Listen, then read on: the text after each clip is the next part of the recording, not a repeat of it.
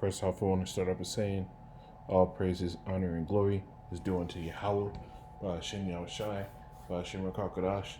It's all praises to the war calls God, whose true name in the Hebrew is Yahweh. Hashem meaning in the name, Yahushai meaning the name of his only begotten Son. Also want to say double honors to the elders and apostles of Great Millstone, and peace and mercy to the hopeful lake preachers, word and truth and sincerity. On a brother Tazabah in the Great Millstone in Arizona camp, Lord will, with another video to edify. And Apostle Tahar did a video on this guy about the Christian church taking note of the Hebrew Israelites. And I was listening to this. I got about 21 minutes in. I'm sure the apostles got a lot further than that. And he starts making statements that any and every Christian will make, right? Well, we'd have to ask the same thing for you, because the Christian church has only prophesied and only talked about you being able to sit here and further your economic being and all this BS that isn't scriptural, that only feeds to your flesh, right? But the Israelites, we have to prove everything, and we all forbid. Y'all call us false prophets. So I'm gonna play this, and I'm gonna get some scriptures, and let's see if the spirit is off, and what we're saying, or the spirit is off with a statement that this man makes. That black Jews or black Hebrews would never or would not be accepted by the white Jewish community. Another is Abba Bivens. You see, this is a kicker. He starts going into Abba Bivens, right? Very important man in the faith. Eber Binyamin, that's his other name. He would leave Matthew's group. He's going to leave the Commandment Keepers in 1960, and he's going to start a group based on the 12 tribe theory or doctrine that portrayed a critical view of normative Judaism. Which the 12 tribe doctrine makes sense, because the scriptures talk about the stick. Let me get that, man.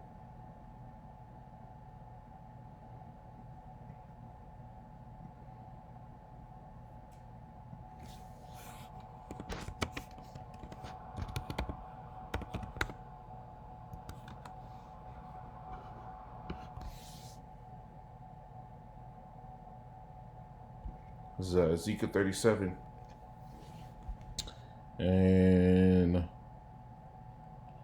5. It says, "The word of Yahweh came again unto me, saying, Son of man, saying, moreover, thou son of man, take thee one stick," right, going into the 12 tribe chart, "and write upon it for Judah," right, "and for the children of Israel, his companions," right. So the split, right. Judah consisting of Judah, Benjamin, Levi, and Israel consisting of the other 10 tribes, right? It says, then take another stick and write upon it for Joseph, and the stick of Ephraim. That's going into them, right? The Judah, Israel is talking about Judah, Benjamin, Levi, Ephraim, the other 10 tribes, so-called Latinos and Native Americans, right? Judah meaning the so-called Negroes, right? It says, and write upon it for Joseph the stick of Ephraim, and for all the house of Israel his companions, and join them one to another into one stick, going into the 12 tribe chart, and they shall become one in thy hand. And when the children of thy people shall speak unto thee, saying, right, which is happening now, which brothers and all have testimonies of this happening, wilt thou not show us what thou meanest by these? Right?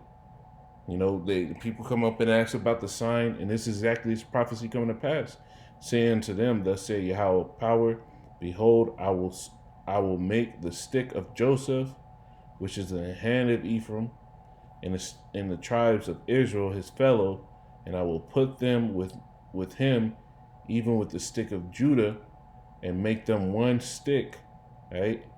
And they shall become one in my hand. So this is what that 12 tribe chart represents, what he doesn't understand, right?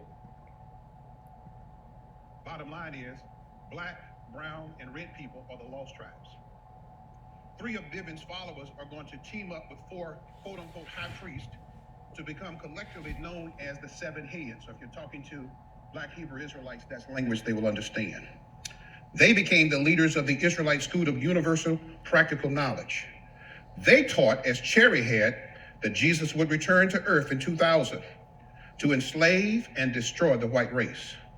Guess what? Didn't happen. Right? And that's his hang up, because if you listen a little earlier in this, that guess what, this didn't happen is his a testament to say that we're false prophets. Right? So to that, I want to say, what about Jonah? Right? Was not Jonah preaching within 40 days? Right? Nineveh would be destroyed, but it did happen in 40 days? No, it happened much further down the line. So what about Jonah? Right? You Christians are so quick to sit here and call the Hebrew Israelites false prophets, where the things that we're speaking about, the things that we're going into, are happening. But every since I've been when I was in the Christian church, legit none of what they were talking about ever happened. They didn't go into prophecy, right? They didn't get into any of that. And really, the only ones that are qualified to sit here and tell you what a false prophet is a true prophet. And you all prophesied of Jesus Christ. You all sit there and put it up as the Lord is going to come back as a so-called white man, right? So never the Lord is going to come back looking like a so-called Negro, right? So let's go into that, and I'll get a little bit of scriptures, a little bit of history, and we'll knock this thing out, because you all have no understanding of the scriptures now. Considering the year 2000, the scriptures, considering the year 2000, right?